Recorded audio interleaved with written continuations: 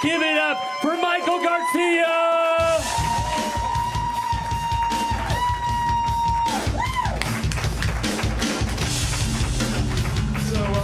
Before I get started, I do have to warn you guys all that I did recently suffer a stroke. So if during my set I begin to stutter like Joe Biden taking questions about the Gaza Strip, now you know why. So I'm going to spend most of my material talking about my stroke, because that's what, comes to mind. And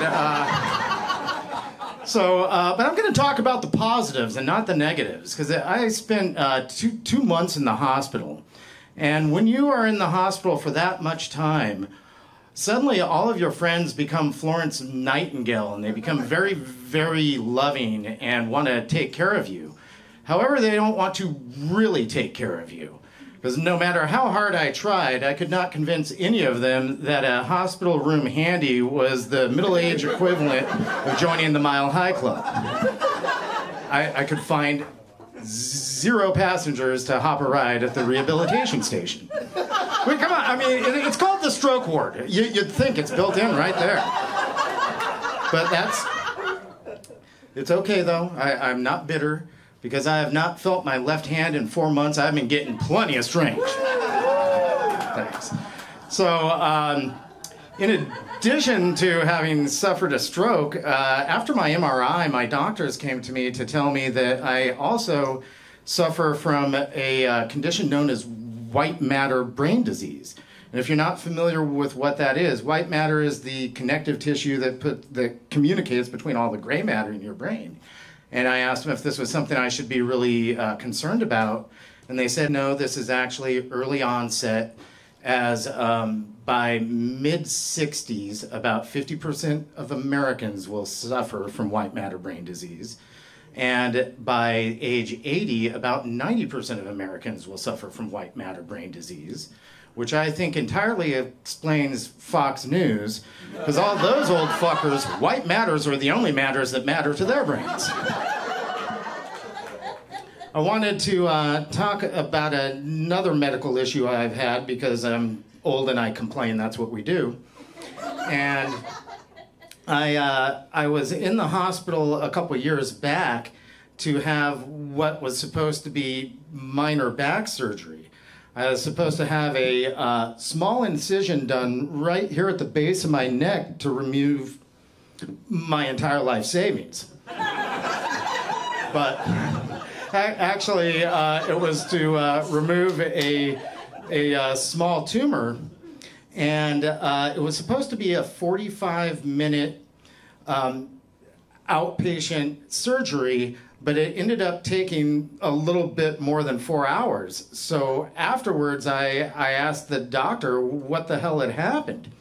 And he tells me, before the surgery, your scans showed that your tumor was about the size of a grape, but after we opened you up, it was about the size of a small lemon.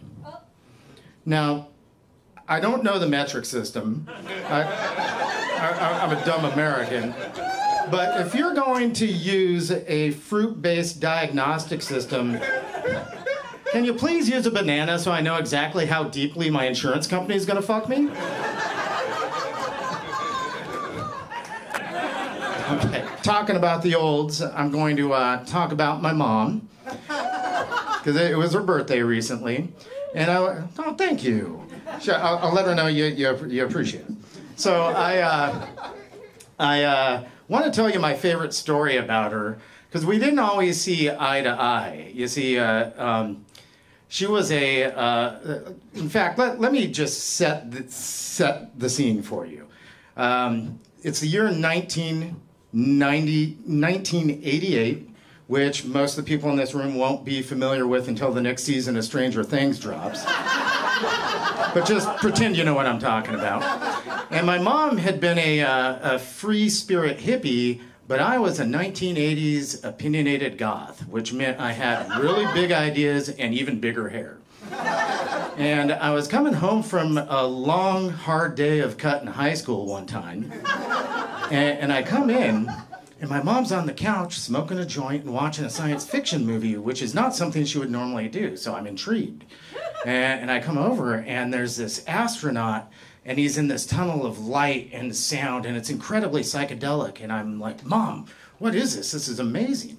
And she says, well, this is the movie 2001: A Space Odyssey. You know, the hippies used to love it. In fact, the first time I saw it, I went to the theater and watched it on acid. And I thought, damn, my mom's pretty cool. And then she tells me the next day I went to the doctor's, and that's when I found out I was 6 weeks pregnant with you. Okay, so either I'm getting the light or I'm about to have another stroke. Either way, I'm going to wrap this up real quick.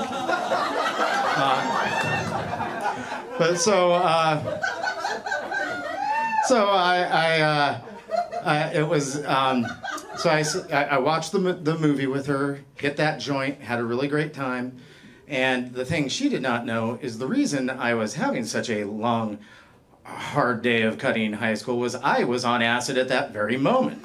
So I was on acid as my mom told me about that time she was on acid while I was also on acid. I just hadn't been born yet. So we bonded. And I know what you're all thinking right now.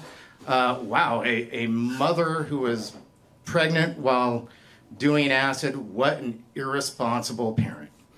But joke's on all of you, because she was only 17 when she was pregnant with me, so she wasn't an irresponsible parent, she was an irresponsible child. And she, of course, would be incredibly disappointed if she knew I was telling this story to all of you right now, but she never will, because she's dead. So I was lying. I'm not going to tell her that you appreciated it. But the fun thing is, she died of a stroke, so that's another place her and I can bond. So, you know, full circle. And if there's anything I want you to take away from my set tonight, is if you ever find yourself in a place in life where you feel like you're taking everything for granted, and it just doesn't feel like there's anything that's bringing you any passion, and you say to yourself while lying in bed, oh, God, I could use some new stroke material. Just be really fucking very specific. All right, my name's Michael Garcia. Come check out my show at Curious Comedy on June 29th. Thank you. Keep it going for